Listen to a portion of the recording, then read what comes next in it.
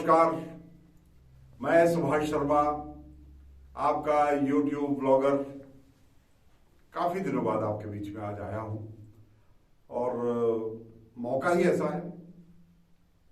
हमारे यहां जब आपदा कोई आती है ना, प्राकृतिक आपदा से मेरा मतलब है, तो रात को सोए हुए लोगों को जब अचानक पता लगता है कि पानी, अभी उनकी चारपाई डूब गई, अब घुटनों तक पानी आ गया, अब कमर तक पानी आ गया और करते करते उनके गले तक पानी आ जाता है और लोग भाग करके अपनी जान बचाते हैं। कोई छत पर चढ़ जाता है, कोई अपना सब कीमती सामान छोड़ करके अपने बच्चों को गले से लगाकर किसी ऊंची जगह पर जाने की कोशिश करता है।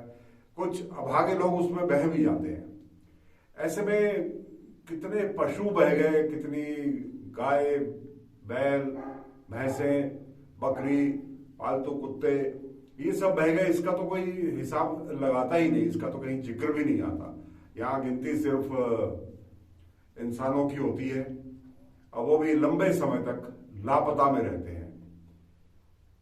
ये पानी का स्तर मैंने आपको इसलिए बताया कि जब ये ऐसी आपदाएं आती हैं तभी हमारे उत्तराखंड के आपदा विभाग को भी पता लगता है कि वो कितने पानी में है। आज 21 वर्ष हो गए इस राज्य को बने हुए। अभी मुश्किल से 2-3 हफ्तों के बाद हमको 21 साल पूरे हो जाएंगे 9 नवंबर को। मगर मैं कहते हुए बड़ा अफसोस होता है, इसमें किसी दल की बात नहीं हो रही, किसी भी राजनीतिक दल की बात नहीं हो रही। कुल मिलाकर के एक जो हमारे हुक्मरान थे उनके विजन की कमी। हमने कभी कोई प्रोफेशनल को हायर ही नहीं किया, हमने कभी किसी प्रोफेशनल की सेवाएं ही नहीं ली एडजस्टमेंट के लिए कि ये अधिकारी इसको यहां भी नहीं देना, वहां भी नहीं देना, वहां भी नहीं देना, तो इसको आपदा में भेज दो, इन अधिकारियों को आपदा में भेज दो। और एक किस्म से ऐसा भी हो गया कि जैसे आपदा में भेजना किसी अधिकारी को, किसी की आपदा में पोस्टिंग को दंड स्वरूप इसको आमतौर पर ले लिया जाता है कि अरे ये तो बेचारा आपदा देखता है, कुछ नहीं करता। तो ऐसा नहीं है। बहुत सारे योग्य लोग हैं जिनको ट्रेनिंग है, जिनके अंदर जुनून है और जो स्वेच्छा से भी आपदा वाले डिपार्टमेंट में, जैसे केंद्र का NDRF है, ऐसी स्टेट डिजास्टर रिलीफ फोर्स भी है, उसमें कुछ लोग अपनी इच्छा से भी गए, लेकिन कोई नीति नहीं। अब उनका जोश, उनका जुनून, उनका सेवा भाव क्या करेगा जब आपके पास कोई नीति ही नहीं है। यहां कोशिश ये की जाती है कि पहले खबरों को दबाएं। अब सोशल मीडिया का जमाना है मान्यवर, पीड़ित स्वयं अपनी photo first hand ground zero से रिपोर्ट डालता है। अब ये छुपाया नहीं जा सकता।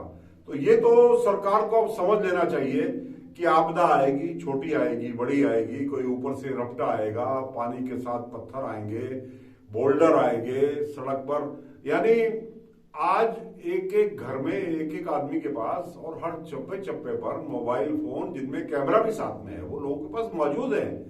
कई तो ऐसी अद्भुत घटनाएं, पत्थर ऊपर से गिर रहा है और दूर से कोई आदमी उसको शूट कर रहा है, स्कूटर निकला और पत्थर गिरा, बाल बचे, जान बची, ऐसे वीडियो भी आ जाते हैं। तो कोई अब ये समझ लीजिए कि इन घटनाओं को आप छुपा नहीं सकते, तो इसकी एक नीति तो बनाई। क्या है कि हमें दुर्घटना होने के बाद अब मुख्यमंत्री हवाई दौरा करेंगे, दूसरे मंत्री हवाई दौरा करेंगे, बाकी एक दो लोग अधिकारी जो नहीं चाहते वो छुट्टी लेकर के चले जाएंगे। और काम क्या? काम सिर्फ इतना ही कि जाकर के लाशें गिने, बस यही एक काम तो हम कर रहे हैं। हम एक तो उसके बाद मुआवजा घोषित कर देते हैं और फिर टूट फूट की श्रेणियां बना देते हैं और बचाव कार्य जारी है। लापता को हम मृतक मानते नहीं जब तक, वो कानून भी ऐसा बना हुआ है। लापता की जब तक डेड बॉडी नहीं मिल जाएगी, जब तक उसका पार्थिव शरीर नहीं मिल जाएगा, तब तक हम उसको मृतक नहीं मानते। तो ये एक बड़ी अजीब सी स्थिति है। और आज पिछले 4-5 दिन से मैं बात इसलिए कहना चाहता हूं कि ये जो अभी आपदा आई है, इसका अलर्ट पहले से जारी था। हमारा जो राज्य का मौसम विभाग है उन्होंने पिछले साल तक कुछ गलतियां की, इसमें कोई दो राय नहीं। और उन्होंने जो पहले से पूर्व में चेतावनियां दी वो चेतावनियां सही साबित नहीं हुई। लेकिन अब मुझे लगता है कि उस ऐप को, उस मैप को, उसको रीड करने की वो अनुभव से आती है। तो हमारे अधिकारियों को जो अब मौजूद है, अब उनकी सटीक आती है, बिल्कुल तारीख और दिन तक भी। कई बार दोपहर बाद तक का भी अगर जिक्र होता है तो वो बारिशें दोपहर बाद ही आती हैं। तो इस आपदा की जो अब आई, इसकी तो 4 दिन पहले से घोषणा थी, 4 रोज पहले से बता दिया गया था कि ऐसी आपदा आएगी। उसको शुरुआत ही उसकी ऑरेंज अलर्ट से हुई थी और ऑरेंज अलर्ट के बाद उसको रेड अलर्ट में घोषित कन्वर्ट कर दिया गया था 2 रोज पहले। तो क्यों नहीं तैयारियां की गई, जब आपको मालूम है कि इसी जगह पर हमारे यहाँ आपदा आ सकती है। और हमारे यहाँ आपदा का भी अब स्वरूप सबको पता है। हमारे यहाँ आपदा आमतौर पर क्लाउड बस्ट वाली ही आपदा आती है, तो हमको एक अंदाजा हो जाता है कि इसी क्षेत्र में क्लाउड फॉर्मेशन ज्यादा हो रहा है, यहाँ पानी का कंडेंसेशन ज्यादा होगा। और अब जो रिपोर्ट्स आ रही है वो यही बता रही है कि पानी का कंडेंसेशन ही बड़ा कारण बना है इस क्लाउड बस्ट का। तो इसकी जानकारी तो हमें रहती है, तो हम क्यों नहीं उस क्षेत्र में चेतावनियां पहले से जारी करके कम से कम लोगों को तो वहां से निकाल सकते हैं, ऊंची जगह पर उनको ले जा सकते हैं। मगर यहाँ तो इंतजार होता है और हर कोई चाहता है कि बस ये मेरे क्षेत्र में ना आए, दूसरे के क्षेत्र में आए। जैसे कभी कभी बॉर्डर के एरिया में कोई, मैंने एक खेल देखा है, कभी कभी बॉर्डर एरिया में, बॉर्डर से मतलब है 2 थानों का बॉर्डर, कोई दुर्घटना हो जाए, कोई डेड बॉडी मिल जाए अज्ञात, तो इसी कोशिश में रहते हैं पुलिसकर्मी की ये दूसरे के क्षेत्र में सरका दो। तो यहाँ भी शायद यही एक प्रार्थना चलती रहती है। और आज इस बार जो नुकसान हुआ है, ये नुकसान टाला जा सकता था, इसलिए मैं कह रहा हूं माल का नुकसान न टले फिलहाल। लेकिन अगर आपकी नीति हो और आपको ये पता हो कि ज्यादा बारिश होने पर कौन कौन से नाले, नदी संकरे हैं, उन संकरे नालों के आसपास से पानी का बहाव बढ़ सकता है, अगर हम उसका एक सर्वे पहले कर लें तो उसको भी टाला जा सकता है। अभी रानी पोखरी का पुल बहा ना पिछले दिनों, और सिर्फ आपकी फाइल में ये बात नहीं लिखी हुई, बाकी जनता का एक एक छोटा बच्चा भी जानता है कि अत्यधिक खनन, लालचपूर्ण खनन और पुल के नीचे जो मजबूत सीमेंट के थड़े बनाने का काम किया गया था ना रानी पोखरी के पुल के नीचे, वो बजरी भी वहीं से निकाल ली गई, सिर्फ उसका मेजरमेंट पूरा करा दिया गया। सिर्फ इस वजह से बजरी कहीं और से ला करके अगर वो थड़े बनाए जाते तो पुल ना बहता। इस बात को रानी पोखरी और आसपास का और खनन को जानने वाले सभी लोग कहते हैं। और गौला नदी का पुल, गौला नदी तो बदनाम है अवैध खनन के लिए। गौला नदी उत्तराखंड की सबसे बड़ी दुधारू गाय है। वो सफेद रंग का दूध भी देती है जो सरकारी खातों में जमा होता है, और दूध को कोई रंग नहीं देना चाहिए। मगर सच्ची बात तो यह है कि वो जो ग्रे कलर, मैं कह सकता हूं उसे, काला तो मैं कभी बोलूंगा नहीं दूध को, तो जो ग्रे कलर है ना, वो नंबर 2 का अंडरहैंड जो पैसा जाता है, जिसमें ठेकेदार, अधिकारी, नेता, अफसर, ये सब उसमें अपनी जेब भरते हैं। ये उसका कारण है। जब आप एक ही क्षेत्र से ज्यादा खनन करोगे और जो निर्धारित कहा गया उस निर्धारित 1 मीटर 1.5 मीटर को भी शायद पिछले दिनों तो 5-5 मीटर तक ऑफिशियली अलाउ कर दिया गया, सिर्फ ये बोल के कि ज्यादा जमा हो गया है। जब आप उतने एरिया से निकालोगे तो जाहिर है वहां पर एक चैनल बन जाएगा। चैनल बनेगा तो सब जगह का पानी वहीं से जाएगा तो वो 1, 2, 3 पिलर्स को लगातार ठोकर मारेगा, और ऐसे में अतिवृष्टि हो जाए, ऐसे में क्लाउड बस्ट हो जाए, तो वही होगा जो गौला नदी के साथ हुआ। अरे NH के वो पुल जो आपने अभी लोहे के बनाए, वो नेशनल हाईवे का हिस्सा है मान्यवर, ऑल वेदर रोड का हिस्सा है वो। उसके 2 पुल आपने लोहे के बनाए, वो तो बिल्कुल ताजे बने हुए हैं, और उनके नीचे के जो आपने पुस्ते बनने चाहिए आपके, वो पुस्ते ही कमजोर निकले। एक तरफ का पुस्ता पानी की टक्कर से बह करके और वो पुल नीचे गिर गया। उस फोटो को सब देख रहे हैं। तो ये क्या हम लोग कर रहे हैं, क्या हम करना चाहते हैं? अब ऐसे में सारा आपदा में कुछ केंद्र से मिलेगा, कुछ हमारा नॉन प्लान का खर्चा उस पर लगेगा। तो जब हमारा प्लानिंग वाला पैसा नॉन प्लान में डाइवर्ट हो जाएगा तो क्या होगा? तनख्वाहें नहीं दी जाएंगी, नई सड़कें नहीं बनेंगी, नए पुल नहीं बनेंगे, नए अस्पताल नहीं बनेंगे, नए स्कूल नहीं बनेंगे, और बन गए तो उनके लिए हम स्टाफ रखने के लिए हमारे पास पैसा नहीं होगा।